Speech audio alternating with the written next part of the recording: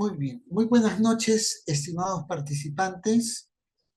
Nuevamente nos volvemos a encontrar para continuar con la realización de nuestro evento.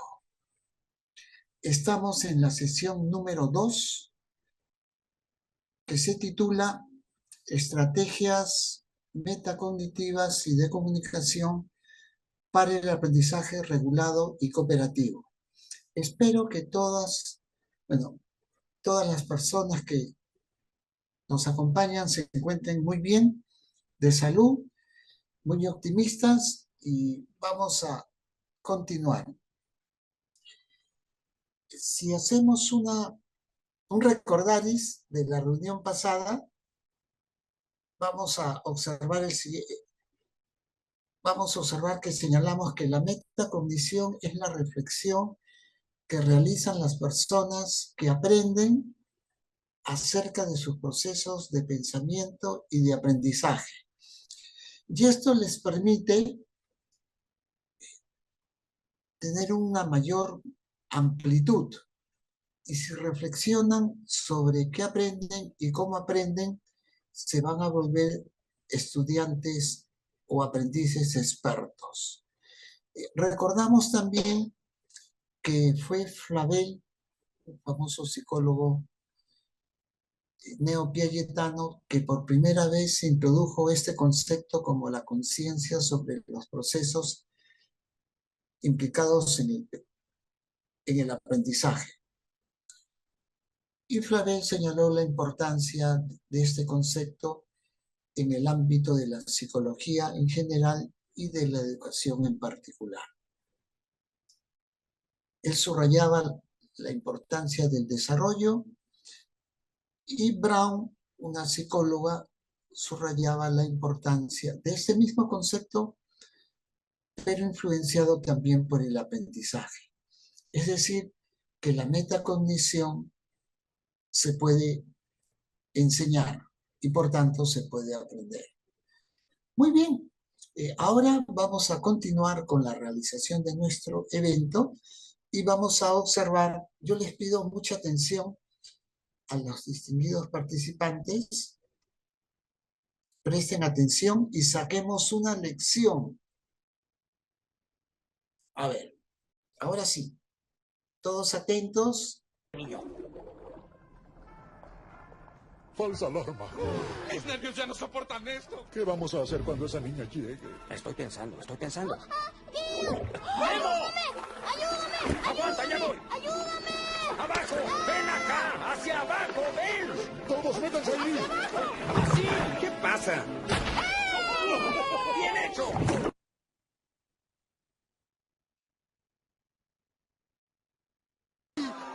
¡Papá! ¡Yo sé qué hacer! ¡Nemo! ¡No! ¡Debes decirle a todos los peces que bajen juntos! ¡Sal de ahí ya! ¡Sé que esto funciona! ¡No quiero perderte otra vez! ¡Papá, no hay tiempo! ¡Solo así se salvará a Dory! ¡Yo sé hacerlo! Es cierto. Sé que lo harás. ¡Aleta feliz! ¡Hazlo! ¡Anda! ¡Diles que vayan hacia abajo! ¿Bien? ¡Ya oyeron a mi hijo! ¡Bajen! ¡Dory!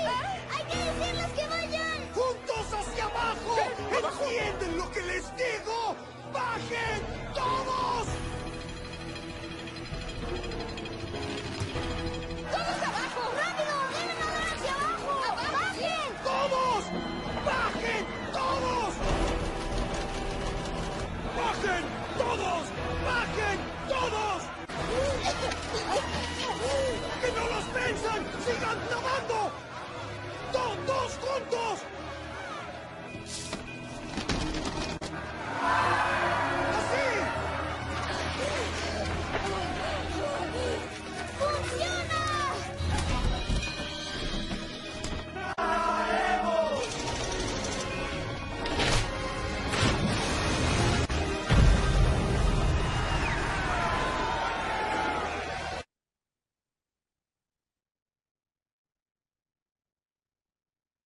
Tengo algo para ti. Ya que pronto serás reina, podrás supervisar la producción. Doctora Flora, si me permites.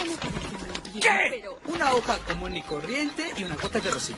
Flick. ¡No! Se convertirá en un telescopio. Muy ingenioso, Flick. ¡Hola, princesa! Vaya, que luz hermosa esta mañana. Claro.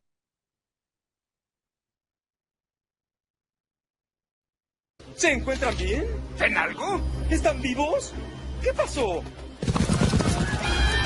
¡Listo, ya está! La oruga se hace pasar por carnada viva. ¡Qué valor!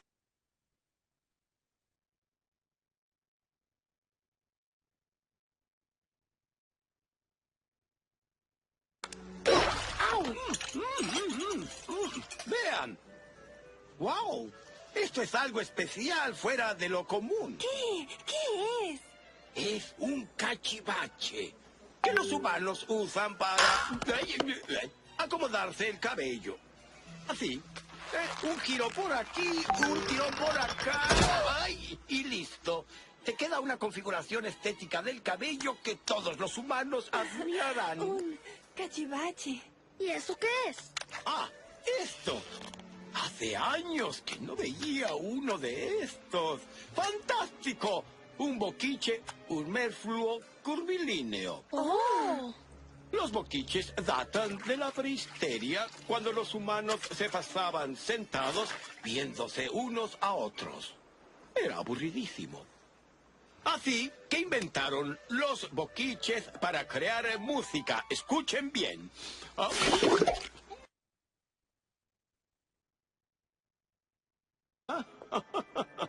No siempre tenemos invitadas tan encantadoras y distinguidas, ¿verdad, Eric?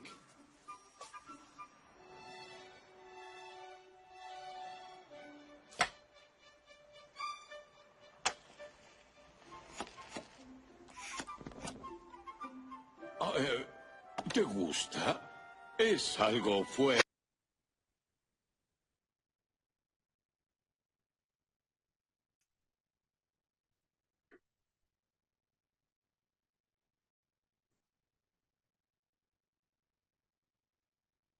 Ocúltate, niño. Vamos a, luego de haber observado estas historias, ¿qué lección podemos sacar de este video? ¿Y cómo podríamos relacionarlo con nuestra práctica docente? Recordemos, habíamos señalado que la metacognición es la capacidad que tienen los humanos de reflexionar acerca de su aprendizaje, de su pensamiento y cómo es que afrontan. ¿De acuerdo? Se genera un autoconocimiento de la propia persona. ¿Qué capaz soy? ¿Qué experiencias tengo? ¿Cómo afronto la tarea? ¿Es una tarea nueva? ¿Es una tarea desconocida? ¿Es una tarea seminueva? En el caso de ustedes, por ejemplo, ¿no? Ustedes programan sus sesiones de aprendizaje y tienen conocimientos previos acerca de esas temáticas, de esas áreas. Y también manejan sus estrategias para enseñar, respetan los momentos.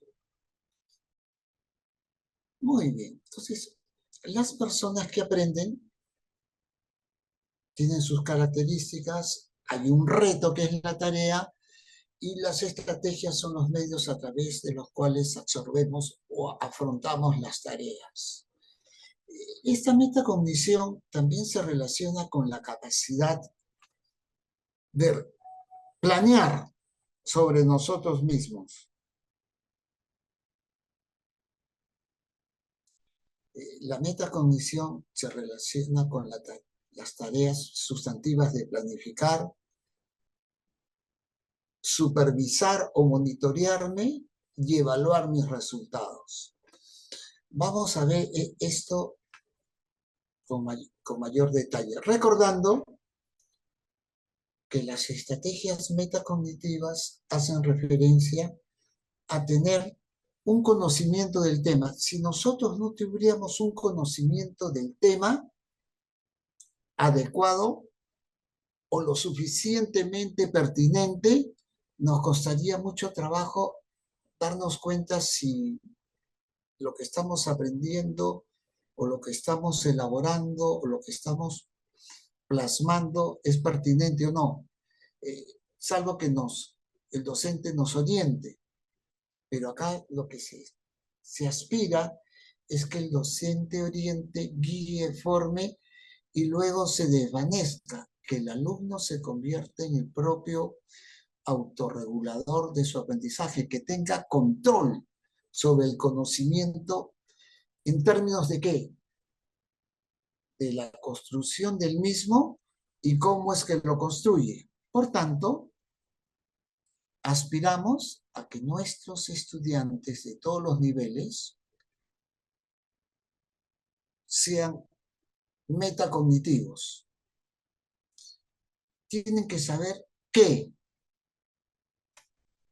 van a utilizar cuando escuchan una conferencia, cuándo utilizar algunas estrategias, cuándo utilizar otras, dónde utilizarlas, cómo utilizarlas. A ver, yo les pregunto, en este momento, ustedes están prestando atención y algunos, no los veo, estarán escuchando atentamente y de repente otros, además de escuchar, estarán haciendo otras acciones, no ajenas al curso, sino de repente tomando nota de algunos puntos más importantes, por citar un ejemplo. Muy bien, avancemos.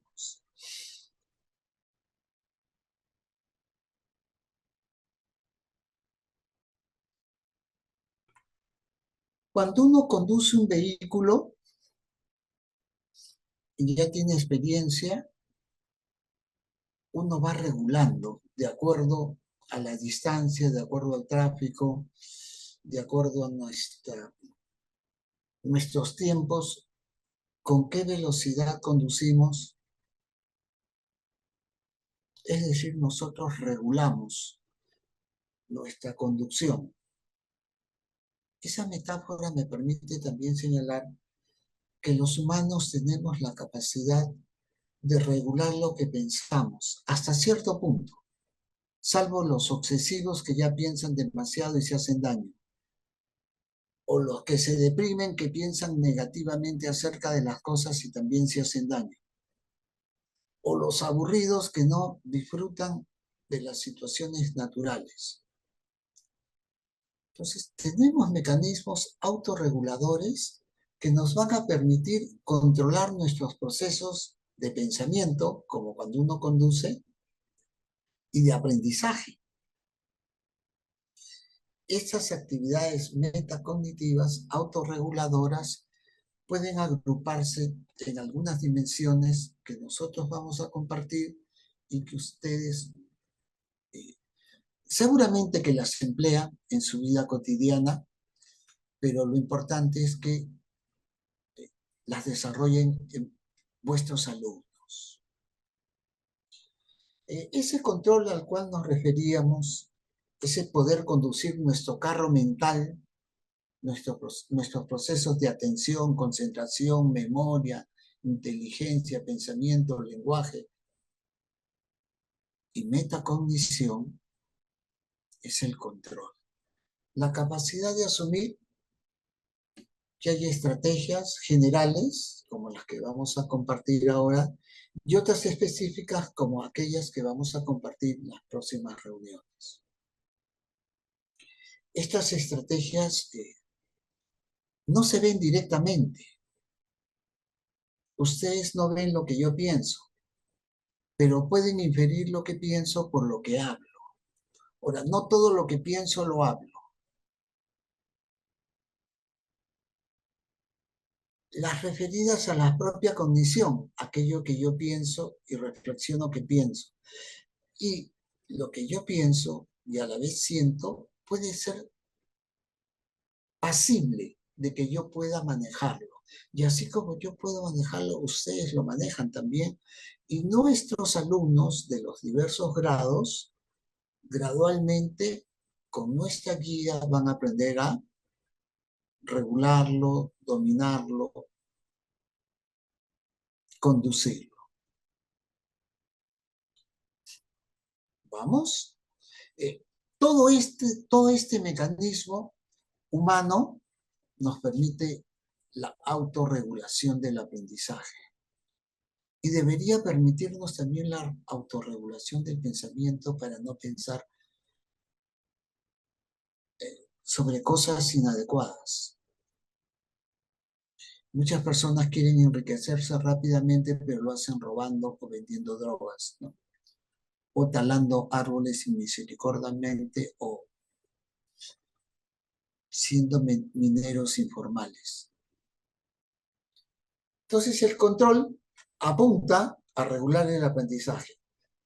Tenemos que tener, obviamente, conocimientos previos, porque si no tenemos conocimientos previos, pero ojo, lo vuelvo a repetir, debemos de tener conocimientos previos adecuados. Y si los alumnos vienen con conocimientos previos inadecuados, hay que cambiárselos. A su vez, un norte. ¿Qué deseo? Todos nosotros como docentes deseamos que nuestros alumnos aprendan.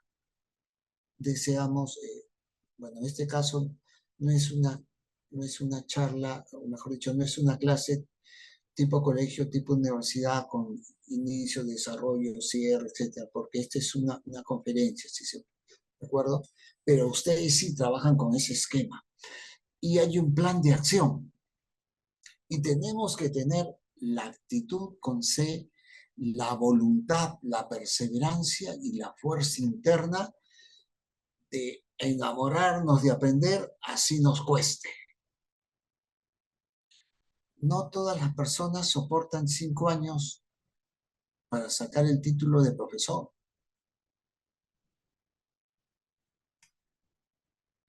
Entonces, dicho esto, un punto sustantivo se relaciona a la planificación. ¿De acuerdo? Esta planificación es muy importante. Los actores de aprendizaje de todos los niveles debemos de tener una planificación de las actividades que vamos a realizar. ¿De acuerdo a qué? De acuerdo a la demanda que nos planteen los docentes o de acuerdo a las propias demandas que me plantee. Yo recuerdo cuando estudiaba, en vacaciones yo me planteaba leerme, por ejemplo, unos 5 libros de mi especialidad, pero libros grandes, pues de 600, 700 hojas. Y lo hacían, pero nadie me ponía nota, pero eso me daba conocimiento. Y el conocimiento que se convierte en práctica te da poder. Ahora, tenemos que asegurar que seamos capaces de prestar atención. Que la atención se puede extender en el tiempo y en el espacio, que se convierte en concentración, que nos permita captar lo importante, lo sustantivo. Y después de haberlo comprendido, guardarlo en la memoria. De acuerdo al contexto. Puede ser una conferencia, puede ser una clase, puede ser una lectura, ¿no? Al contexto de la universidad, en la casa y la tarea. Esa planificación implica algo muy importante. Que usted seleccione las técnicas apropiadas, la secuencia de pasos a seguir y que asigne sus recursos, su tiempo, sus ganas, que van a influir en la ejecución. Pero quiero detenerme en algo antes de pasar al esquema. Debemos de estar inspirados por la meta, estimados participantes. Los estudios en psicología educativa señalan, en psicología organizacional lo ratifican, de que es muy importante que nosotros enseñemos a los niños, jóvenes y adultos a tener metas. La meta nos permite decidir por nosotros mismos. Enséñale al niño a tener una meta. Vamos a hacer esta clase, niños, su meta. Cada uno establezca su meta. En el curso tal de la universidad, ¿cuál es su meta, joven? De la señorita. Un posgrado igual, ¿cuál es su meta? Maestrista, doctorando. ¿Cuál es su meta en esta asignatura? En esta actividad, ¿cuál es su meta? Esa meta implica decidir por uno mismo ¿qué? El nivel de desempeño. ¿Cómo se va a desempeñar usted? Ah, quiero pasar. No, pues. No queremos esa filosofía de lo fácil. Aspiramos a la excelencia. Queremos que usted se enamore de aprender. ¿Cómo aprender? ¿Bajo, medio, alto? La respuesta... Esto también va. El docente guía, pero el docente no impone. A ver, que ellos tengan un ejemplo. Por favor, hay un micrófono abierto. El segundo elemento es planear cómo alcanzar las metas. Ese no, tampoco se guárdalo para ti. ¿Cómo vamos a lograr las metas? ¿De acuerdo? Esa parte es muy importante. Nada más. Y lo que yo te dije... Por favor, hay un micrófono abierto.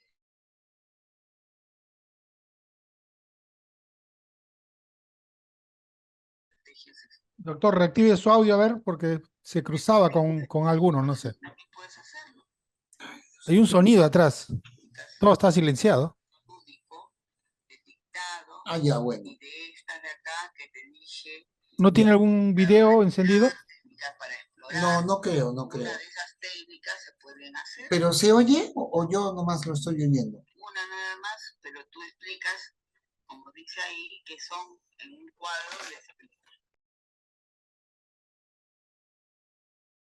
De su computadora viene, porque usted lo silencio y ya no se escucha nada.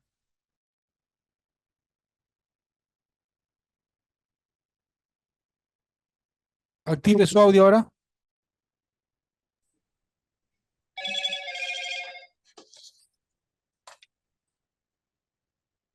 Y ahora sí, ¿puede hablar? Sí, sí. Sí. Correcto. Ya, continuamos. Entonces, si parece que algo se filtró, pero no se preocupe. Entonces, esta planificación es muy importante. Tener una meta, las personas que tienen metas se motivan, las personas que tienen metas se comprometen, pero tienen que ser metas propias. Van a disponer mejor de sus conocimientos previos y van a poder desarrollar un plan de acción. Es decir, tenemos una meta académica y ese plan de acción, que los niños se acostumbren, que los adolescentes se acostumbren, que los adultos se acostumbren a escribir cómo es que van a realizar las acciones pertinentes para alcanzar su meta. Usted tiene que enseñar eso. Y que no solamente queden metas, los pasos y el compromiso para cumplir con esos pasos y alcanzar esa meta.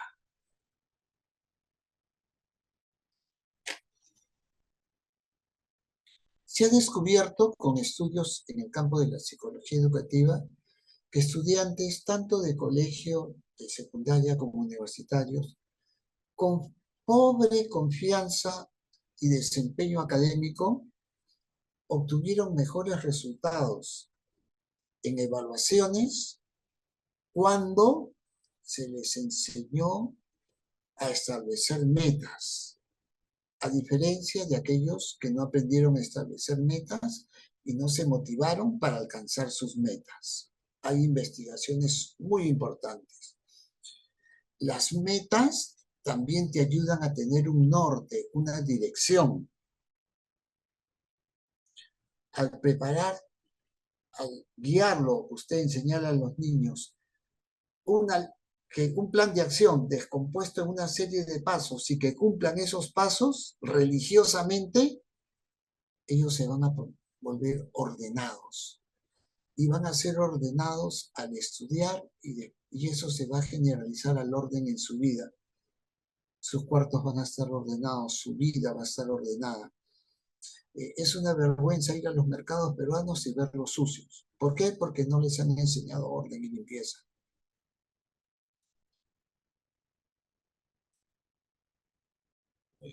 Ahora viene el proceso de monitoreo.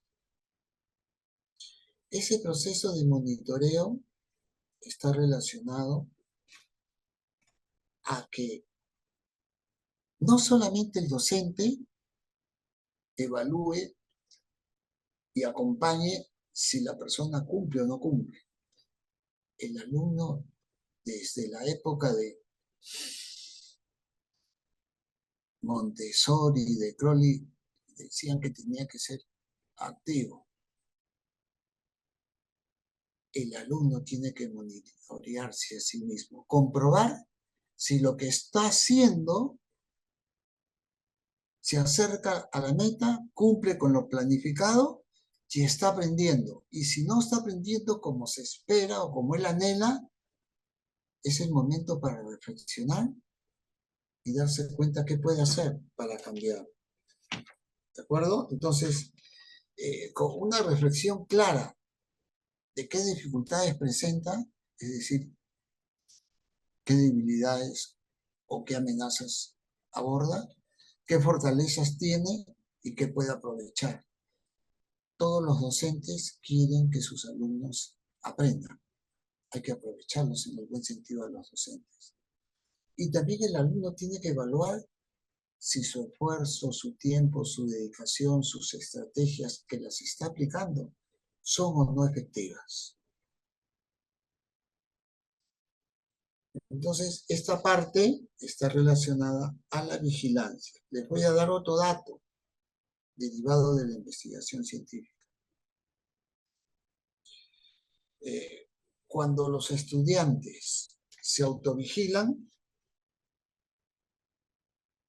y aprenden a leer y aprenden a usar estrategias de aprendizaje y se autovigilan y se establecen metas, ellos mejoran su comprensión lectora mediante el esfuerzo, la dedicación, la concentración, a diferencia de otros chicos que no siguen esos lineamientos positivos. Entonces, esta habilidad implica que nosotros advirtamos si estamos o no comprendiendo la explicación. Y si algo no comprendo, lo anoto y alzo la mano, pregunto. No me quedo con la duda. Si estoy leyendo, igual. Hay partes que no conozco o palabras nuevas, el diccionario. Entonces, tenemos que enamorarlos para que se enamoren de aprender. Guiarlos para que se enamoren de aprender. La supervisión es muy importante. Vamos dando un pasito adelante. Ahí paramos.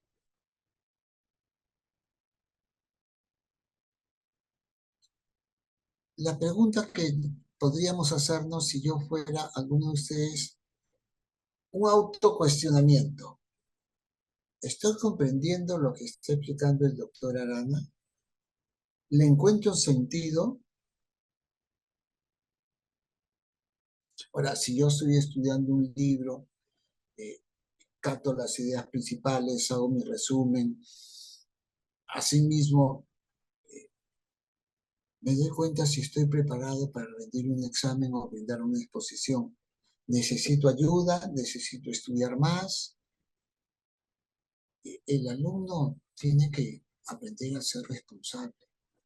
Y esa es la manera de aprender a ser responsable. Es más, es importante hacerse autoevaluaciones, ¿no? Por tanto, el monitoreo es una reflexión de aquellos procesos psicológicos y educativos que hemos puesto en marcha y nos damos cuenta cuáles son los resultados, ¿no? ¿Estamos acercándonos a la meta o estamos todavía lejos? ¿Hemos podido resolver los aspectos importantes de las tareas? ¿Qué dificultades se han presentado? ¿Las puedo absorber solo, con mi equipo de trabajo? ¿O necesito la guía del docente que tiene más experiencia, obviamente, y nos va a dar pistas para salir adelante? ¿A qué se deben estas dificultades? Que estoy haciendo mi estudio a última hora. Entonces es un problema de motivación, de pésimos hábitos de estudio. ¿Estoy aplicando las estrategias adecuadas? Tengo los materiales. Otro detalle que vale la pena reflexionar es, ¿cuento con los materiales pertinentes? ¿Puedo tener acceso y escuchar a otros estudiantes? Muy bien, sigamos entonces.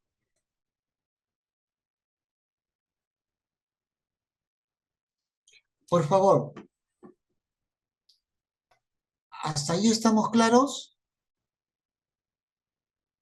¿Opiniones? Escriban por el chat.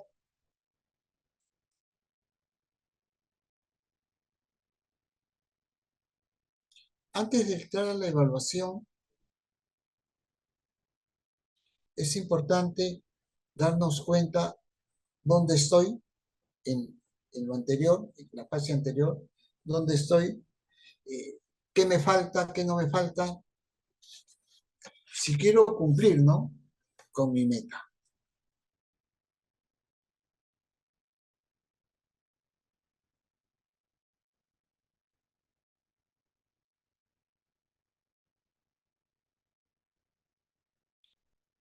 La pregunta para ustedes es, ¿estamos captando la información que se está compartiendo o requieren una aclaración sobre estos tópicos que hemos avanzado?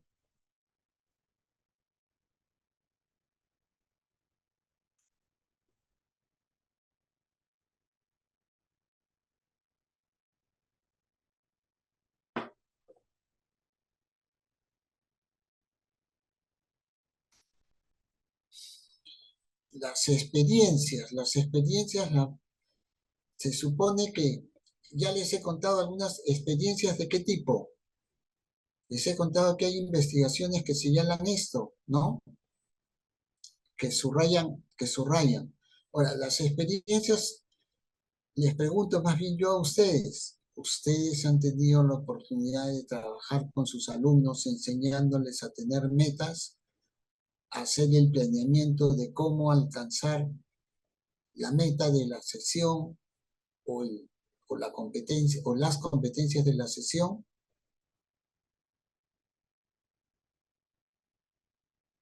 Porque a eso apunta. Y haremos un ejercicio al respecto, ¿de acuerdo?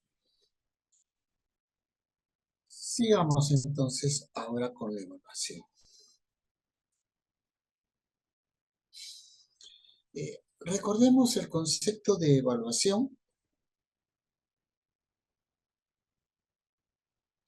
La evaluación es un proceso sistemático de recoger información objetiva,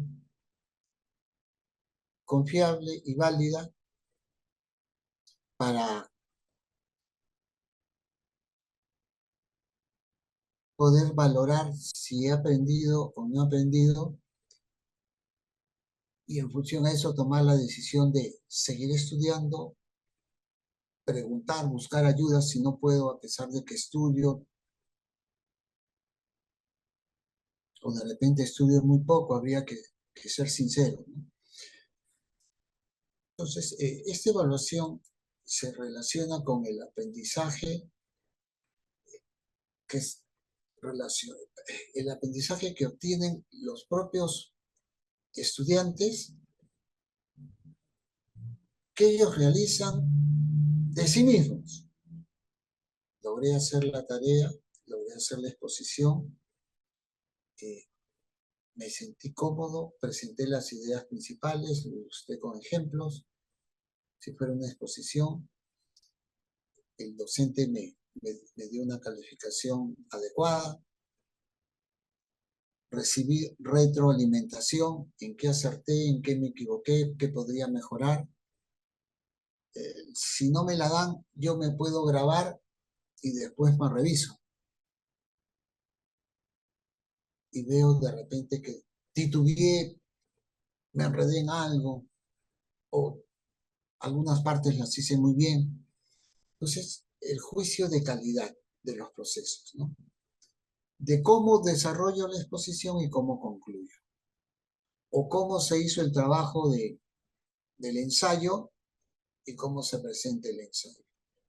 Entonces, es una apreciación de nuestro proceso, de las estrategias empleadas, del tiempo que hemos invertido. El alumno se evalúa a sí mismo. ¿Cuánto he comprendido? ¿Cuánto he aprendido? El docente me evaluará, claro, y se respeta la evaluación del docente. Pero es importante mi propia autoevaluación. Entonces, esta autoevaluación es muy importante. Identificar, he estudiado, qué tanto he aprendido, qué me falta aprender, tengo que echarle más ganas, tengo que echarle más tiempo, tengo que usar otras maneras de aprender. Eso es lo importante. La autoevaluación de la eficacia de nuestros procedimientos que utilizamos como estudiantes. Si, por ejemplo, estoy en una clase X en el colegio o en la universidad y tengo la estrategia de solo escuchar y no tomo apuntes, y claro, en la clase participo en los trabajos, etcétera, con los compañeros, y luego presentamos, y observo que mis notas no son muy adecuadas, podría pensar y reflexionar, ¿y qué pasaría si además de presentar los trabajos, de llegar temprano, de cumplir, tomo apuntes y repaso clase dada, clase repasada? Hoy lo hago al día siguiente, le doy otra repasada, los 3 días a los 6. Y lo que aprendo lo uso en mis conversaciones. Y en la próxima evaluación seguramente mis calificativos van a estar más altos. Pero la reflexión la hice yo mismo. Entonces tenemos que llegar a ese nivel, a que los alumnos reflexionen sobre sus aprendizajes, sobre cómo ellos se involucran en estas actividades.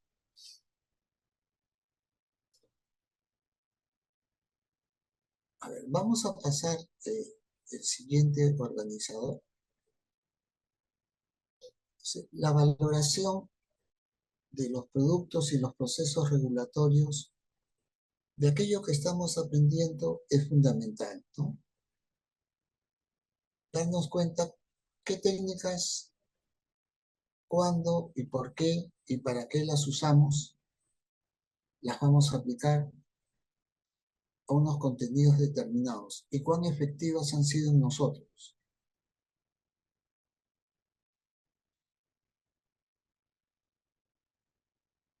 Al llegar a este punto, debemos de reflexionar. Y para esto podemos hacer un ejercicio. Este ejercicio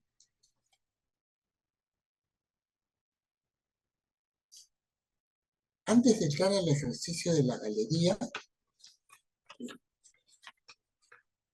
todos los participantes distinguidos que nos acompañan, todos son profesores. Y todos seguramente son titulados. Regresemos a la parte de planificación, por favor. Vamos a regresar un ratito a ver el esquema de planificación.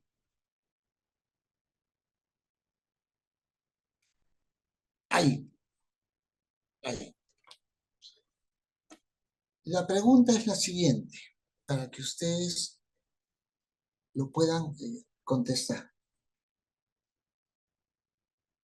Hubo un momento histórico muy especial que ustedes llevaron cuando lo formaron como educadores, 1 o 2 cursos de investigación. ¿Recuerdan?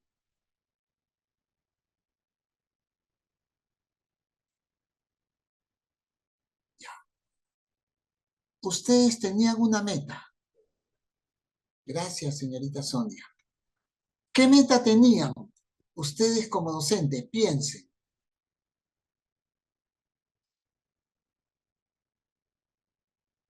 Uno estudia educación para convertirse ¿en qué?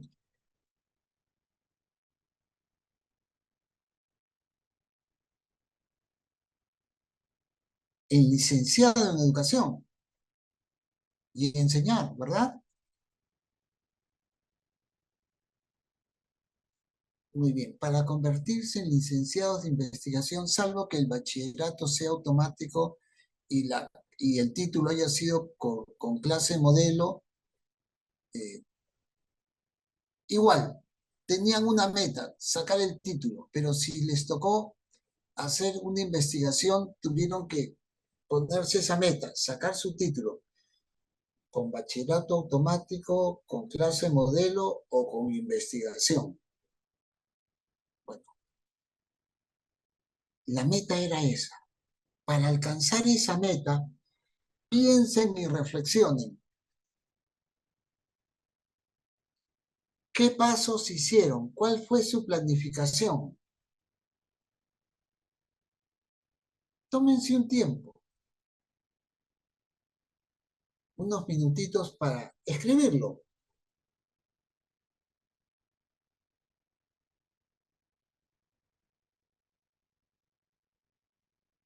¿Qué pasos hicieron?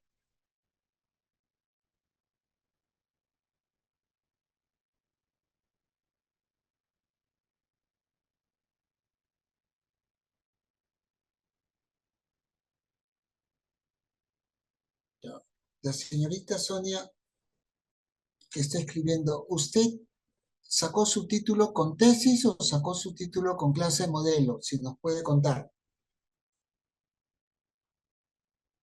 Lo puede escribir. Ya, clase modelo. Claro, claro, hubo una época que era por clase modelo. Pero su meta, ¿cuál fue su meta?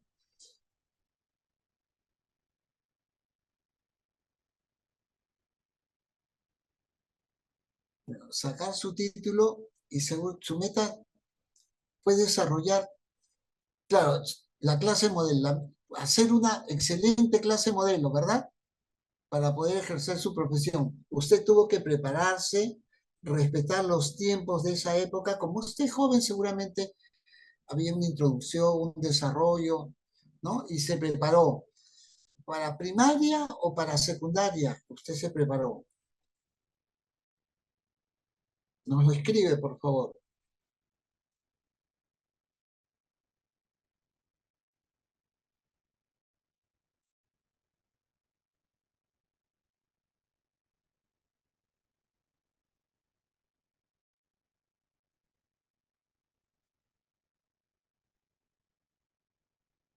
Bueno, algunos de ustedes de repente están por estudiar la maestría o ya están estudiando su maestría.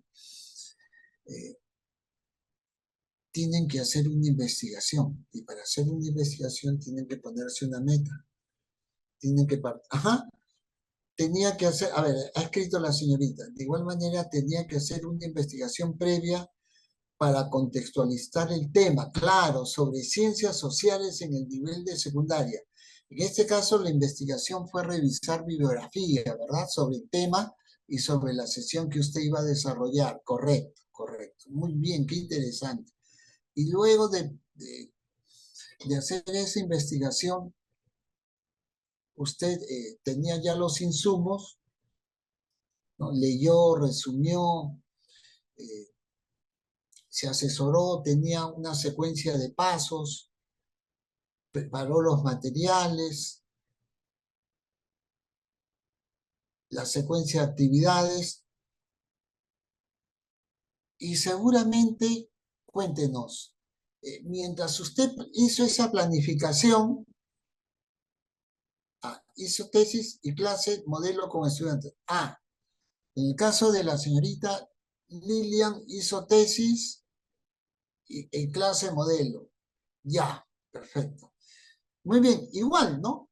En el caso de la señorita Lilian, usted tuvo que, si hizo una tesis, esa tesis de repente, bueno, no lo sé, fue descriptiva, correlacional o experimental.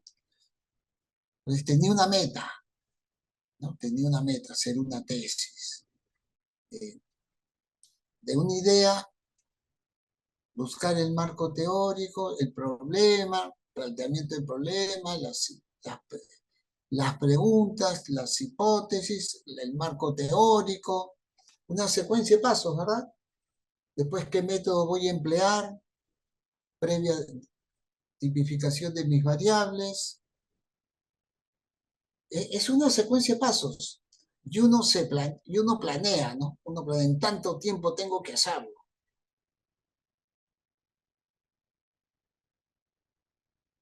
Después aplicar el método, tener los sujetos, la muestra, si es muestra probabilística o aleatoria o es un muestreo intencional.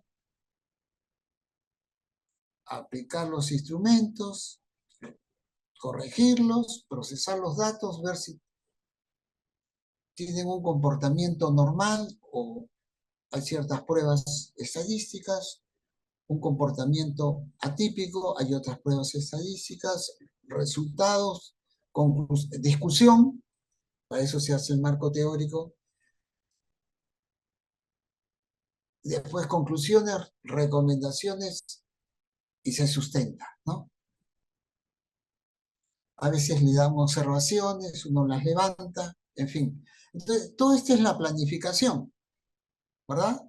Pero mientras preparaban su clase modelo o preparaban su tesis, pasemos al segundo elemento. Ustedes se daban cuenta si la revisión de la bibliografía que habían utilizado era pertinente o no para el tema. Y si es investigación, iban con el asesor, se la presentaban siguiendo el estilo APA, y él les decía, esto está correcto, no, resúmalo mejor, ponga el año del autor, cite. Pasemos al otro PPT, por favor. Ustedes supervisaban su trabajo y seguramente en sus clases modelos, en las clases modelos que ustedes prepararon, primero se ensayaron, ¿verdad? De repente se ensayaron con algunas colegas o con sus familiares y se ensayaron para hacer la introducción, el desarrollo, el cierre, en fin, la extensión. Y ustedes estaban usando, aun cuando no lo supieran, estaban usando estrategias y reflexionaban sobre lo que estaban haciendo. Si encontraban dificultades, muchas personas se desaniman, ¿no? El asesor les devuelve el trabajo, no le dice resuma, lo tiene que citar. Le pasan el Turnitin, no, tiene que bajarlo menos de 20%. Uno tiene que ser tolerante a la frustración y seguir, ¿no? ¿Eso qué implica? Monitorearte, supervisarte. Porque la ventaja si tienes asesor, el asesor te dice esto está correcto, esto no. Y aun cuando ya el asesor lo haya aprobado, el jurado de repente tiene algunas observaciones que se tienen que levantar. No hay otra para poder obtener los títulos y los grados. Muy bien, entonces ustedes planificaron. Sigamos avanzando.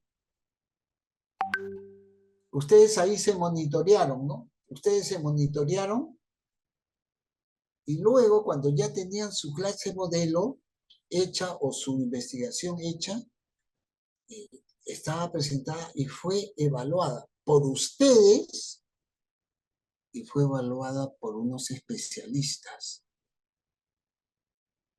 ¿no? Evaluada por especialistas que fueron su jurado de la clase modelo o de la tesis. Muy bien. Avancemos entonces.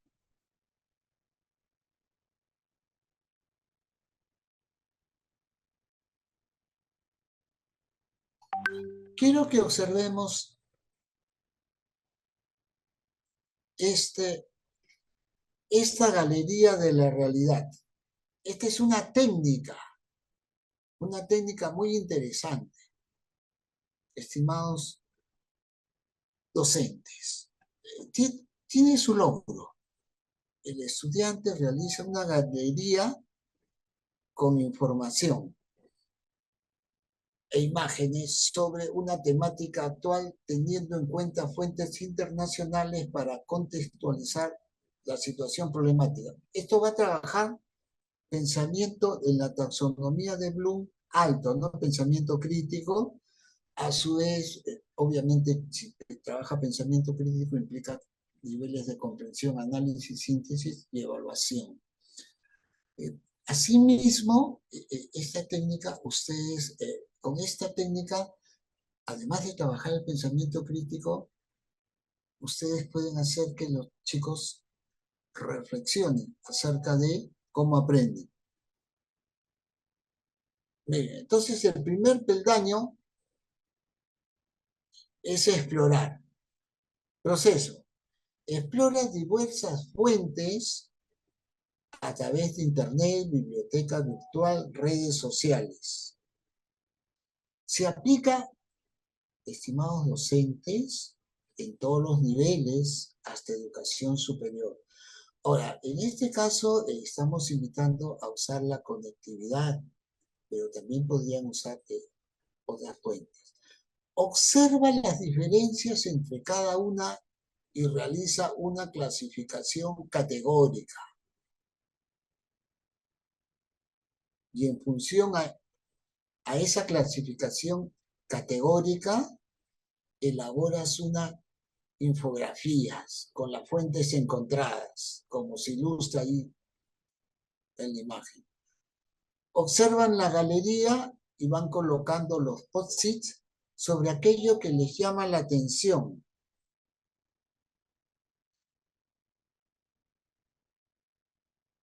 ¿Les gustaría investigar más? Preguntas. ¿Qué quisiera hacer?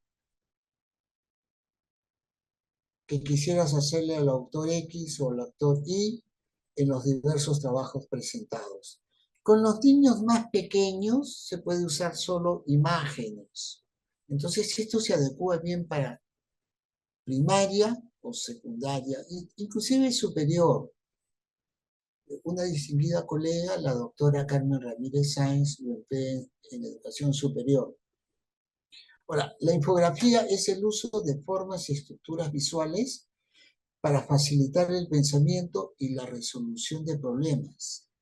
Es una representación visual de contenidos descriptivos, narrativos, que pueden prestarse a interpretaciones. Pueden incluir mapas, gráficos, viñetas, etc. Todas estas son permitidas para hacer que la información sea comprensible, atractiva, ¿no? La pregunta es para la reflexión, para ustedes, como docentes, al aplicar esta técnica de la galería de la realidad en sus áreas que trabajen, en los grados que trabajen, cómo ustedes, en base a lo que hemos compartido y lo hemos ilustrado con investigación o clase modelo, cómo estimularían el desarrollo de estrategias metacognitivas en sus alumnos. Recuerden, las de planificación, las de monitoreo y las de evaluación. Entonces, tómense su tiempo para pensar sobre esta pregunta que nos plantea un reto, pero un reto accesible a personas inteligentes, nobles. Por favor, lo van a escribir por el chat. Primero piensen en la parte de establecer la meta y la planificación. Después en el monitoreo, cómo es que ustedes estimularían, harían que sus alumnos se pregunten si lo que están haciendo es correcto, si lo que están empleando se adecua o no, y finalmente la evaluación. Hagamos primero lo primero, la planificación.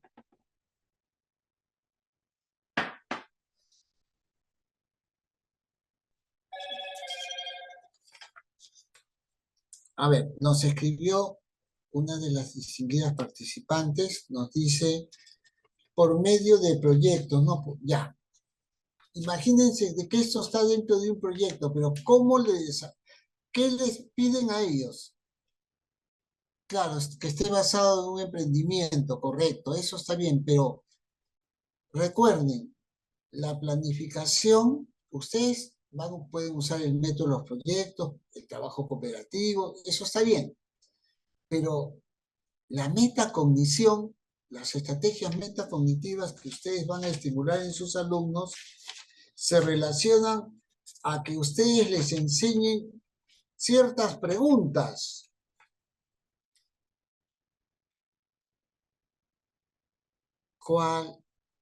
¿Cuáles preguntas podrían pensar?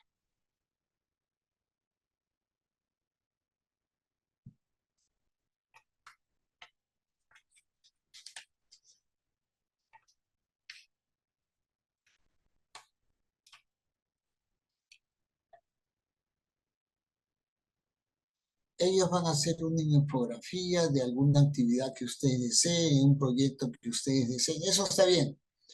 Va a ser en grupo, etcétera. Pero ya, imagínense que ya lo están haciendo. Perdón, lo van a hacer. ¿Qué tendría que pensar?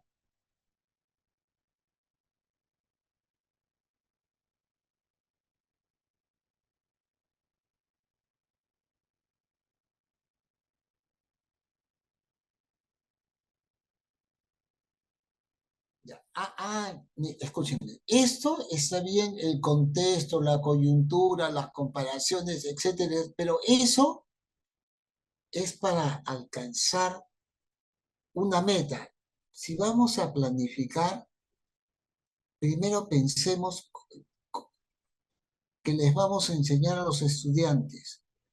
¿Qué meta tengo yo acerca de esta actividad que se puede hacer en un proyecto? ¿Qué meta? ¿Qué meta? ¿Qué meta tengo? No la posible solución. ¿Qué meta tengo yo primero? Quiero hacer este proyecto adecuadamente. Después ya pensaré cómo lo resuelvo. Planificar. ¿Qué meta tengo como alumno? ¿Qué meta tengo como alumno? ¿Qué pasos voy a dar para poder hacer esta galería que está dentro de un proyecto? ¿Qué pasos voy a hacer como alumno, personal y con mi grupo? ¿Qué pasos voy a hacer?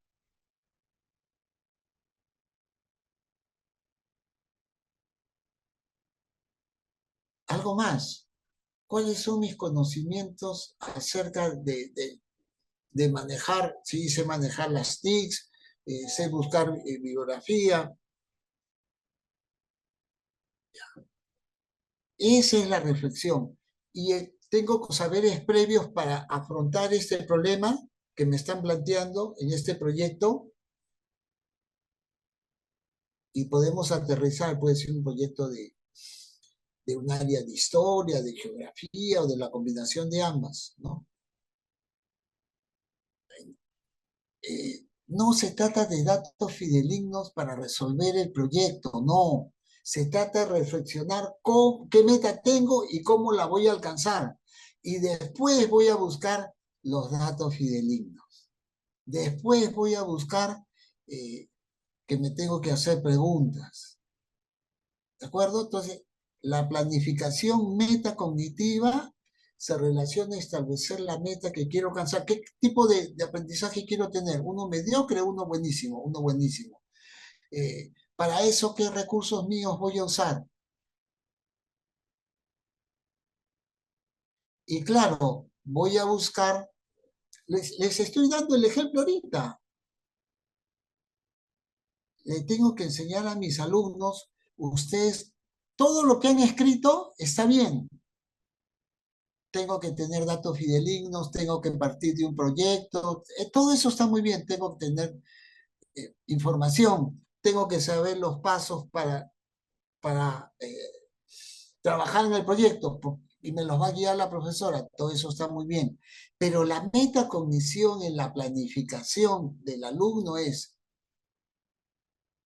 usted le va a enseñar qué meta quieres alcanzar con el proyecto y la galería de la realidad. ¿Qué recursos tienes de conocimiento sobre este tema? ¿Qué habilidades puedes emplear para lo que usted ha señalado? Obtener datos fidedignos, validar los conocidos, plantearse una pregunta, etcétera, etcétera. ¿Y qué estrategias puedes utilizar? ¿Y cuánto tiempo le vas a dedicar? ¿Vas a ir vas a entrar a las redes de tal hora a tal hora? ¿Se van a dividir el trabajo con los compañeros? Etcétera. Eso sería la metacognición de esa parte. Lo que usted ha colocado está bien, pero está ligado al trabajo en sí. Lo que yo les estoy dando es la pauta de cómo ellos harían la metacognición con respecto a la planificación. La preparación que voy a tener para hacer lo que usted ha señalado. ¿De acuerdo? Muy bien. Luego, la otra parte es el monitoreo. Somos 5 personas, nos vamos a dividir el trabajo. Tenemos la meta de todos los 5, bueno, cada uno individual y luego la consensuamos. Queremos tener un adecuado aprendizaje, tenemos conocimientos del tema y vamos a seguir las indicaciones de la profesora respetando los pasos del proceso de la galería que está dentro de un proyecto. Ya, listo. Y entonces voy supervisando si la información que tengo es correcta o es incorrecta, si viene de fuentes válidas y confiables. No la copio textualmente, la resumo, de repente le pongo una figura y vamos perfilando. Hacemos el primer ensayo, usamos la estrategia del ensayo y error hasta que va saliendo mejor.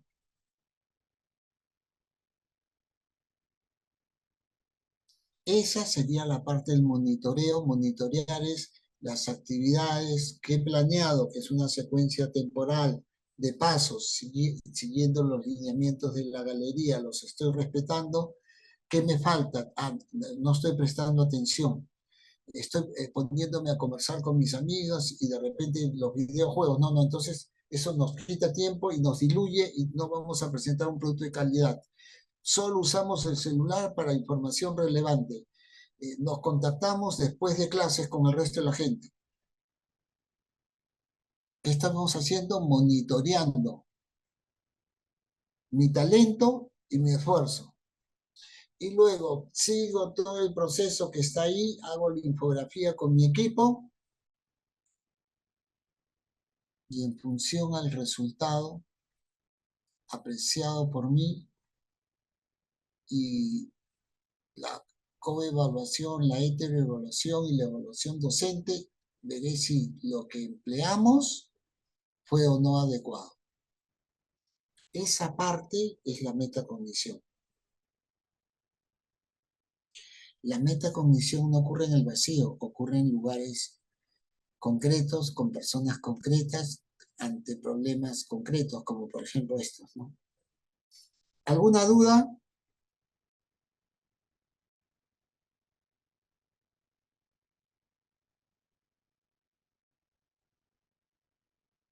Ahora, que los proyectos tengan su diagnóstico, su identificación del problema o qué repercusión van a hacer, esa es la secuencia de pasos que se tienen que hacer, se tienen que respetar, pero puede ser en un proyecto, puede ser en una investigación, puede ser en una exposición. La metacognición se puede usar en cualquier lugar.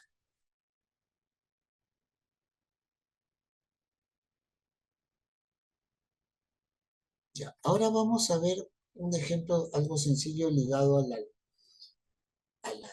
lectura. El dictado lúdico, una técnica, ¿no? Porque no hubo ninguna pregunta.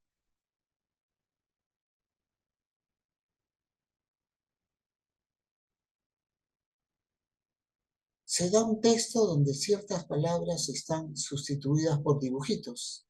Todas las profesoras conocen esto, que las representan.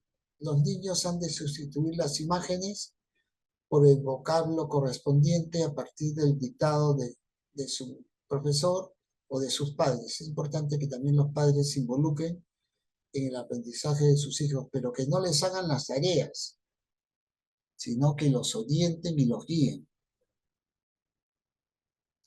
Y acá observamos y están las imágenes de papá, mamá, los niños. Rodríguez iba bien sur, y está la figurita correspondiente y el niño sustituye, ¿no? Con mucha alegría, se supone que van a la iglesia. Era un día con mucho solcito, ¿no? Como el que tenemos ahora. Entonces, estas son unas técnicas ligadas al dictado.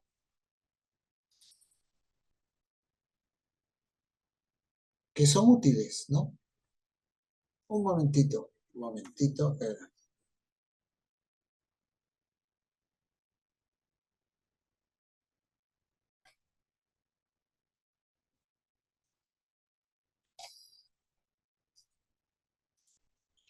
Me gustaría si tuvieran alguna consulta con respecto al tópico anterior.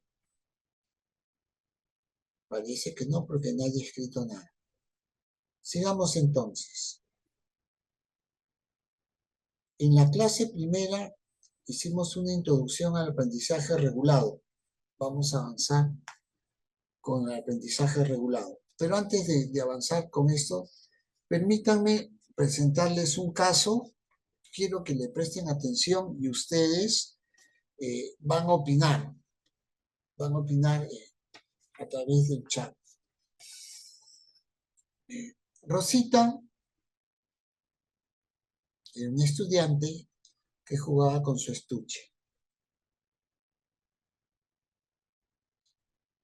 Todos los viernes, Rosita estaba media triste, media preocupada, cuando se enfrentaba al dictado semanal de ortografía. Pero esta semana, en especial, se sentía más segura que en ocasiones anteriores.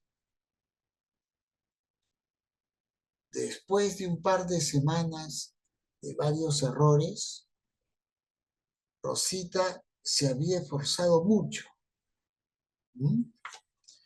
en la preparación del dictado de ese día. Había utilizado 2 reglas memorísticas y había practicado diferentes palabras en las que había fallado en casa con su mamá.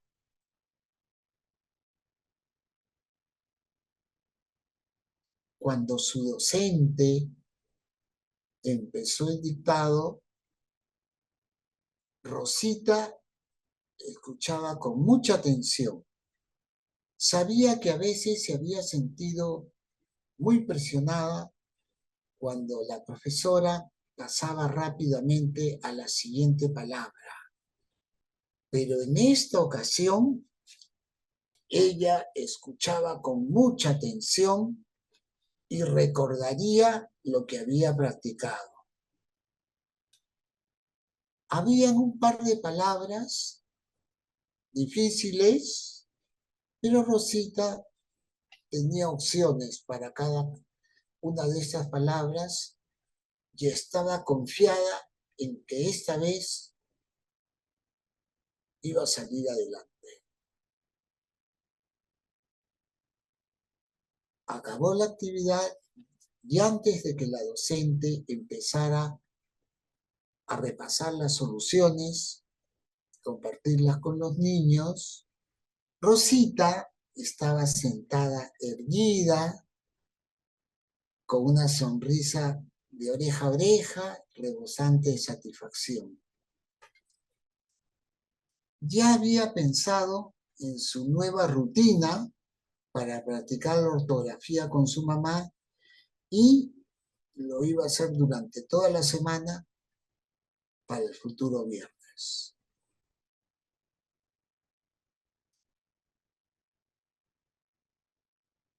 ¿Qué lección sacamos de este caso?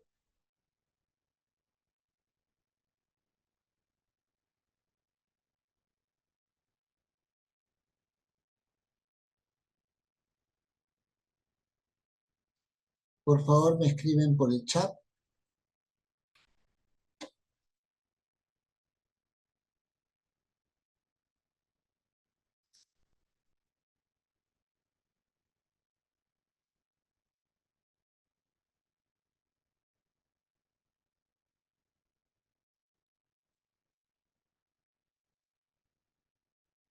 Algunas opiniones. La orientación de su madre ayudó a desarrollar la perseverancia, Sonia, y contribuyó a la gestión debe ser de emociones, ¿no? Pero no solo de emociones, le ayudó a mejorar la ortografía. Gracias, Sonia. Muy bien. Pero Rosita se tomó el trabajo de pensar que tenía que prepararse y buscó ayuda de su mamá. No fue la mamá la que le dijo, fue Rosita la que se puso pilas. Muy bien. ¿Algo más? Muchas gracias, Sonia. Rosita muestra las acciones y la mentalidad de los niños exitosos, de los niños y adolescentes y adultos que practican el aprendizaje autorregulado, en donde usa estrategias metacognitivas para darse cuenta que ciertas maneras de aprender no le resultan adecuadas y entonces, gracias Patricia Solano, fomentó su aprendizaje autónomo pero autorregulado. Fue cambiando su manera de estudiar y se ejercitó, ¿de acuerdo? Excelente. Gracias a Sonia y gracias a Patricia, muy amables. Los estudios en psicología educativa y en el campo de la educación demuestran la enorme importancia de aprender estrategias de autorregulación y metacognición para un aprendizaje significativo.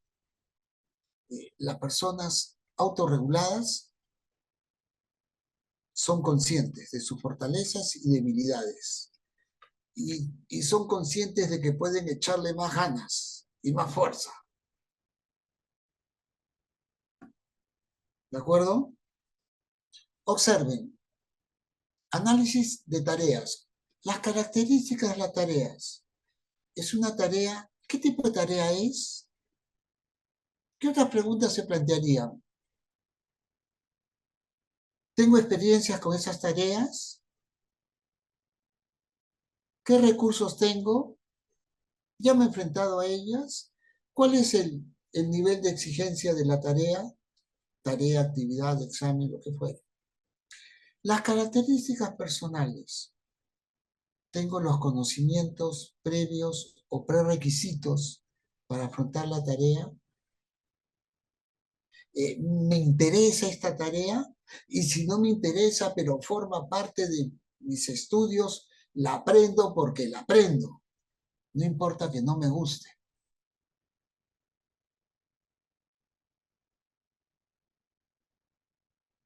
¿Cuál es el nivel de autoeficacia ante este tipo de tareas que tengo?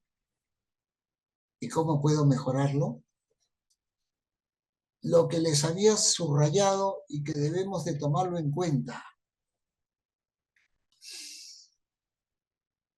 ¿Qué deseo lograr en mi establecimiento de metas? ¿Qué tipo de aprendizaje quiero tener? ¿Cuáles son las consecuencias de no alcanzar esta meta? ¿Y cuánto esfuerzo requiere establecer mi meta? Porque, por ejemplo, ser licenciado implica 5 o 6 años. Ser magíster, 3 más. Y doctor, 3 más. Son 12 años de estudio. Diseño de planes. He estado antes en tareas parecidas, entonces tengo ciertos conocimientos y habilidades. ¿Qué pasos tengo que realizar? Y los escribo, y le enseño al alumno que escriba los pasos. Es más, usted tiene que ilustrárselo con el ejemplo suyo, porque usted se convierte en un modelo. ¿Qué habilidades o estrategias son útiles? Tengo que emplear mis hábitos de estudio. ¿Cómo voy a supervisar mi progreso? ¿Cómo me voy a hacer mi monitoreo? Fíjense en los planes, ¿no? Y tengo la retroalimentación de mí mismo o de mi docente, y si mi docente está muy ocupado, la tengo de mí mismo, pero no me engaño. Y ahora nos vamos al rubro de aplicación de tácticas y estrategias. Tengo buenos conocimientos previos. Soy capaz de descomponer la información. Tengo las técnicas para manejo el subrayado, el mapa conceptual, el resumen, el mapa semántico. Puedo darme cuenta a través de mi monitoreo y vigilancia si lo estoy haciendo bien. Manejo mis cargas y mis horarios.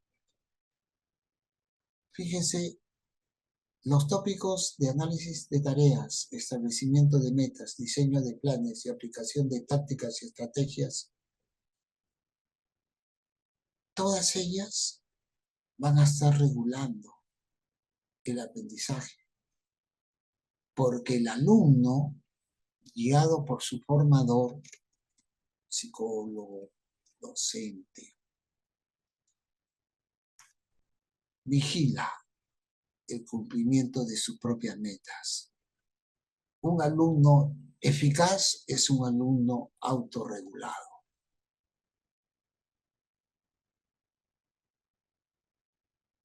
Bien, a ver.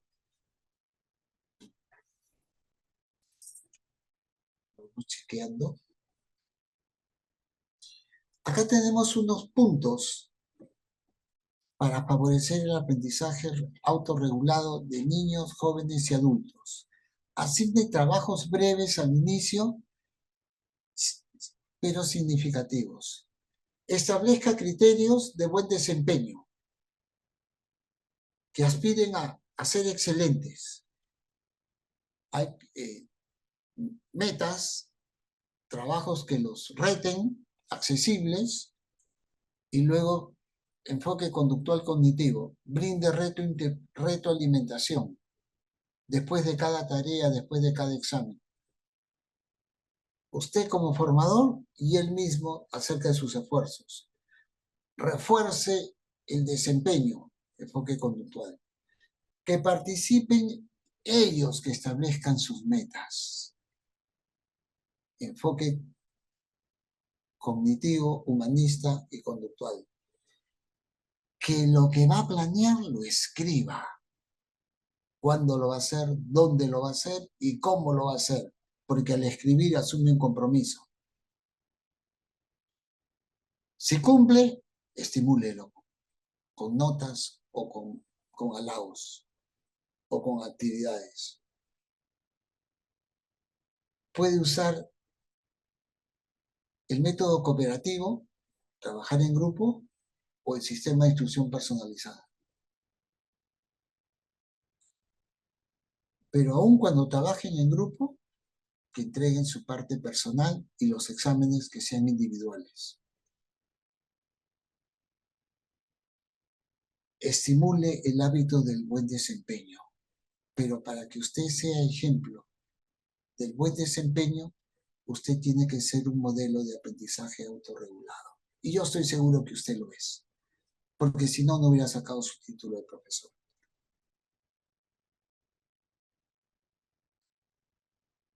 ¿Alguna inquietud hasta ahí?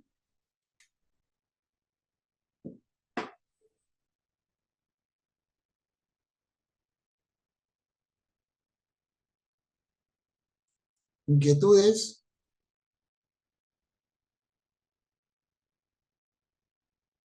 A ver.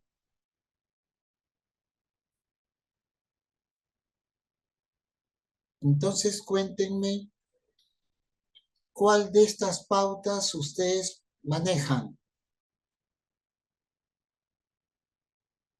emplean. Seguramente varias, ¿verdad? Varias de estas. Cuéntenme, escríbame por el chat. ¿Cuál de estas 10 ustedes emplean? Y también del esquema del aprendizaje regulado que los puede motivar para sus trabajos. El aprendizaje regulado proviene de la obra de Albert Bandura.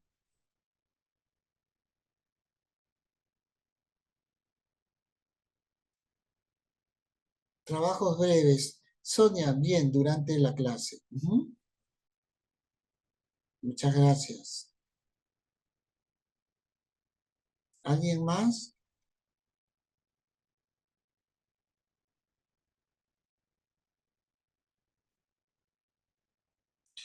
Patricia Solano, prepara diplomas cuando alcanzan su meta. Ajá, correcto. Es un estímulo, ¿no? Un estímulo simbólico, un diploma, claro. Pero la sonrisa de las señoritas, la palmada, también es positivo, ¿no? Yo me acuerdo de mi señorita que me enseñó, yo no fui inicial, en mi época inicial era optativo, no era obligatorio. Yo aprendí a leer y escribir en mi casa, gracias a mi madre. Y entonces cuando fui al colegio, era muy hablador y participativo, y la señorita me ponía como su ayudante de la enseñanza. Y eso me sirvió, porque cuando acabé y entré a la universidad, me gustaba enseñar. Bueno, a ver, de repente otra de las profesoras o profesores, porque tenemos varios campeones también, desea escribir algo.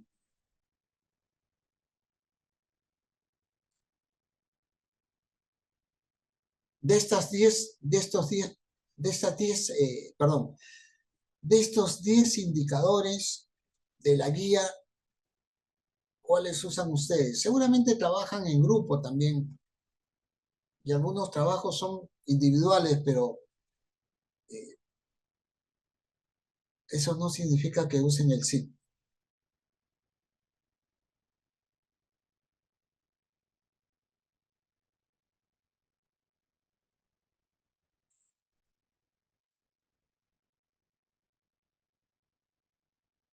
Ahora se está enfatizando mucho en el aprendizaje. Bueno, ahora, pero cuando yo estudiaba también se enfatizaba con que el alumno era el centro del aprendizaje y debía de convertirse en autónomo para estudiar, para aprender, ¿no? Y eso es cierto, ¿no? Uno acaba y no ha acabado de aprender. Por ejemplo, en uno de los campos que yo me desarrollo, que es las terapias conductuales, cognitivas, afectivas, hay terapias de tercera generación. Y esas las he tenido que aprender por mi cuenta y riesgo, pero gracias a Dios con bastante eficacia.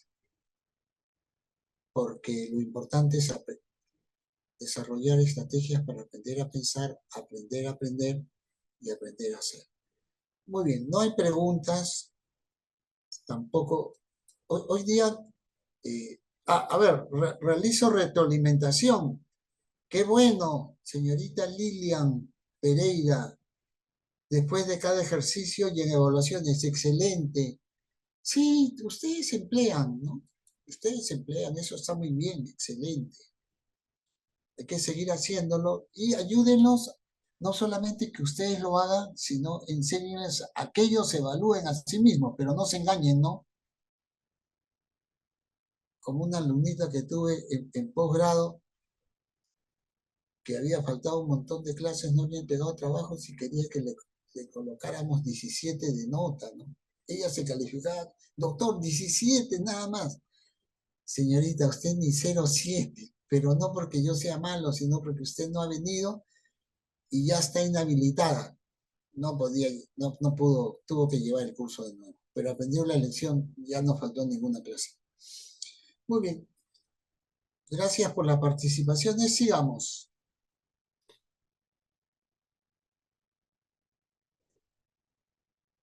Se está usando bastante el aprendizaje cooperativo derivado de la onda piagetana y el colaborativo derivado de que se midan con cada paso con su versión anterior. ¡Ajá!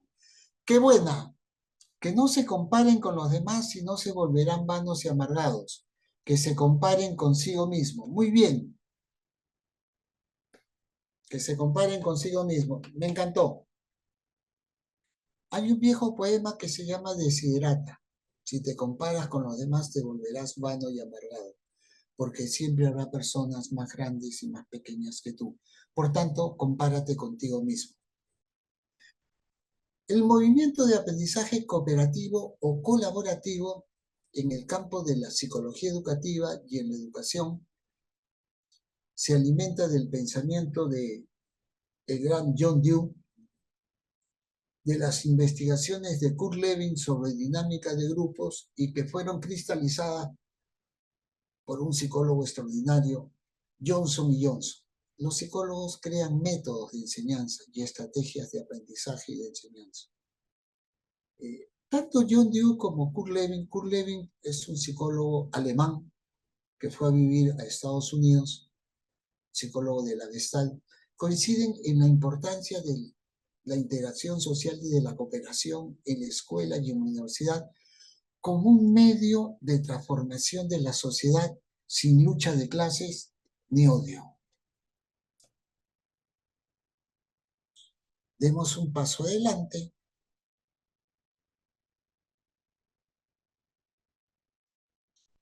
De acuerdo con Johnson y Johnson, el aprendizaje cooperativo o colaborativo es un método y un conjunto de técnicas que nos permiten la conducción del aula para que los estudiantes trabajen en pequeños grupos y desarrollen sus actividades de aprendizaje, que pueden ser desde primaria hasta superior. Asimismo, este desarrollo de actividades de aprendizaje son evaluadas tanto por el docente como por los propios participantes.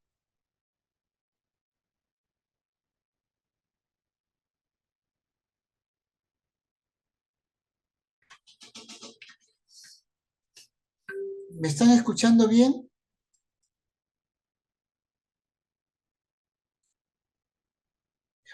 Continuamos entonces. Muchas gracias señorita Sonia, por la participación. Entonces, este aprendizaje fue cristalizado por Johnson y Johnson, psicólogos norteamericanos, Chalvin y Scholman, psicólogos también, uno norteamericano y otro judío. Ellos no compiten entre ellos, ellos trabajan cooperativamente. Sigamos avanzando. ¿Cuáles son los principios del aprendizaje cooperativo?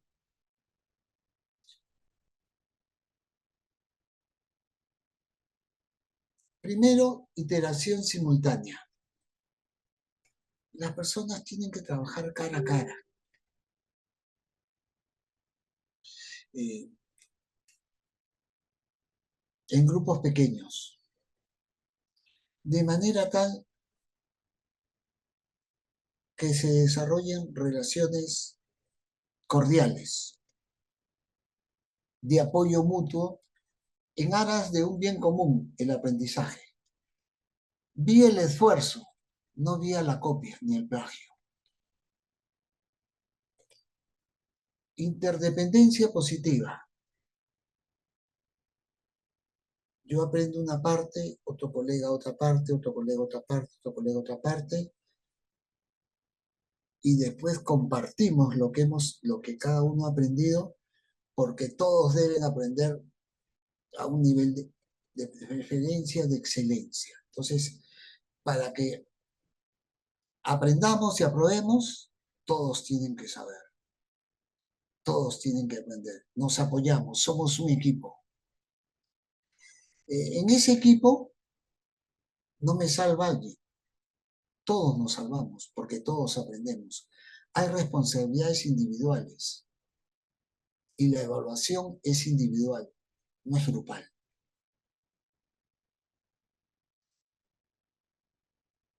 Se hace un análisis, se invita a que los alumnos, se les enseña a que los alumnos analicen cada uno cuál ha sido mi aporte, cuál ha sido mi esfuerzo, cada uno, y luego todos me evalúan cuál ha sido el esfuerzo del doctor Arana, cuál ha sido el esfuerzo de la doctora Ramírez Sáenz, cuál ha sido el esfuerzo de la doctora X. Dan su opinión también, porque de repente yo me sobrevaloro y ellos me bajan de mi pedestal. Entonces, hay un análisis grupal. Pero se les enseña a escucharse, se les enseña a dialogar sin atacarse, sin ofender. Se usan las técnicas de descripción de conducta o del mensaje en primera persona. Esto implica que tienen que ser trabajados en habilidades interpersonales.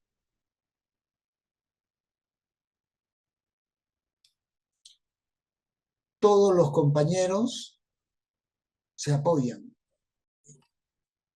El uno es el soporte del otro.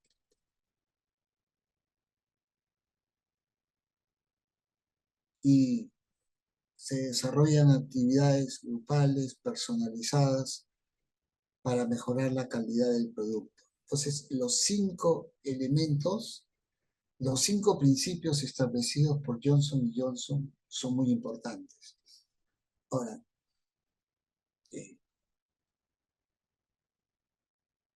no todo trabajo en grupo es aprendizaje cooperativo, colaborativo. Tienen que cumplir con estos criterios y las personas tienen que estar preparadas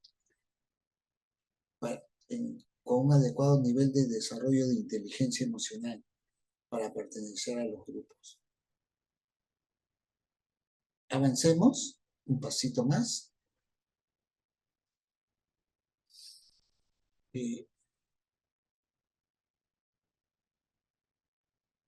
Las bases teóricas se encuentran en John Dewey,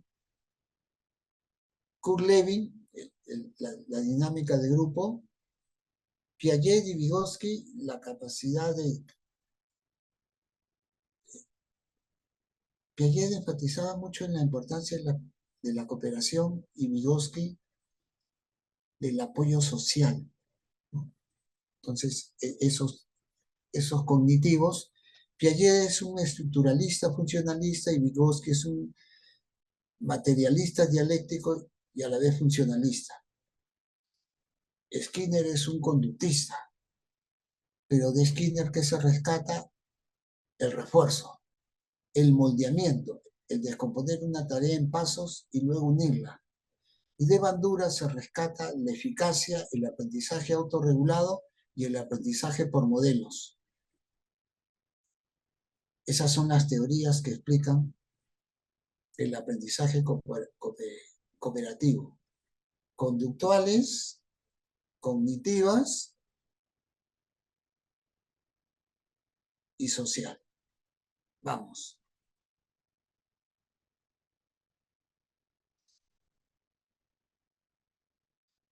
Algunas ventajas del aprendizaje cooperativo tanto en el colegio como en la universidad.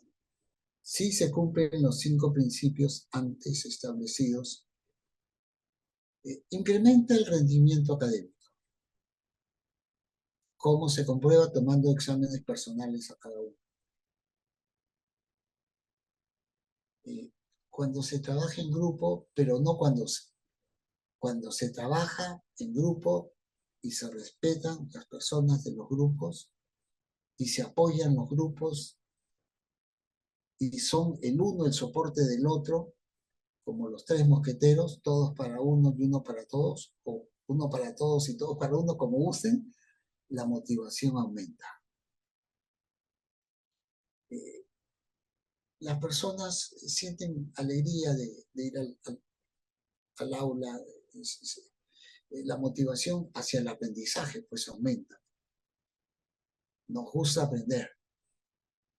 Y hay una actitud positiva, tanto hacia los compañeros como hacia los docentes. Entonces, eso se produce, ¿no? Hay un respeto, un cariño por el equipo, por los docentes, por los docentes que implementan estas metodologías, ¿no? A su vez, esta metodología también puede favorecer las relaciones interpersonales. Escuchar a los demás, respetar sus puntos de vista, no interrumpir al hablar, no atropellar. Si un compañerito es de la Alianza y otro es de la UNO, son rivales en la cancha, pero todos somos peruanos, todos somos hijos de Dios. En el balompié se pierde, se gana o se empata, entonces punto. Y aumenta la aceptación de alumnos diferentes, de otras etnias, de otros lugares, o con niveles intelectuales diferentes. Ahora, claro, los chicos que tienen problemas de Down o autismo no van a rendir pues académicamente. Por procesos de adaptación social es adecuado integrarlos, pero para procesos de aprendizaje es inadecuado integrarlos. Muy bien. Entonces, sintetizando, mejora el rendimiento académico, la motivación, las actitudes entre alumnos y con docentes, favorece las relaciones interpersonales entre los compañeros y aumenta la aceptación de personas diferentes. Continuamos, ya para cerrar, algún esquema para formar grupos, ¿no? Cree grupos que se genere un vínculo de respeto y aun cuando no seamos amigos, somos compañeros, nos respetamos y tenemos un norte, aprender de una tarea juntos, a vencer. Reconocer de que todos podemos apoyar y todos podemos tener acceso a la ayuda. Que nos encontramos y estamos preparándonos para la vida. No puedes hacer todo solo. Ahora las empresas valoran mucho el trabajo en equipo. Y esto lo ligo el cooperativismo con el aprendizaje de excelencia y el aprendizaje regulado. Establezca normas de calidad. que el grupo establezca sus normas y usted establezca las normas de convivencia con el grupo. Agrupe a las parejas cuando son pequeños en dúos, después en tríos, máximo 5. Avancemos. Necesitan tener buen comportamiento, un desarrollo adecuado de habilidades blandas y saber cómo funcionan los grupos, aprender a escuchar, a respetarse. Y si no, si tienen en el colegio, lo derivan al psicólogo escolar para que les haga su taller sobre ese tipo de habilidades de inteligencia emocional. Permitan que al inicio se empiece de lo más simple a lo más complejo, dependiendo pues del grado, ¿no? Empiece con estrategias simples y que ellos monitoreen su aprendizaje, que establezcan metas, que monitoreen su aprendizaje, que se evalúen a sus compañeros sin pelear y evalúen sus resultados. Ahí va, el punto 6 se relaciona con el séptimo, evaluar para aprender, ¿no? Y usted puede añadir algún documento que sea necesario, un cuaderno para equipo, normas, puede ser documentos o tics, lo que usted considere que pueda favorecer el trabajo de equipo, el trabajo en grupo.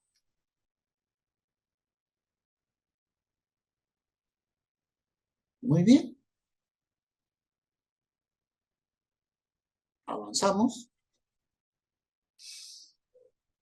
La actividad, la primera que le dejamos es sobre la metacognición, la segunda que le dejamos es sobre la comunicación eficaz.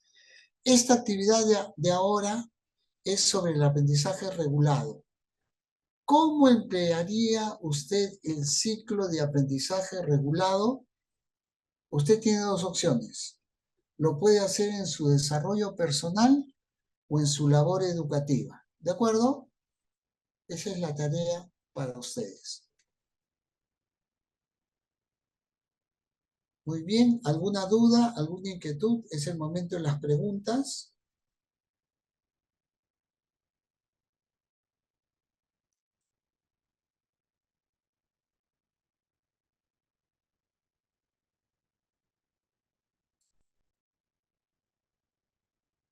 No sé si alguien ha escrito algo.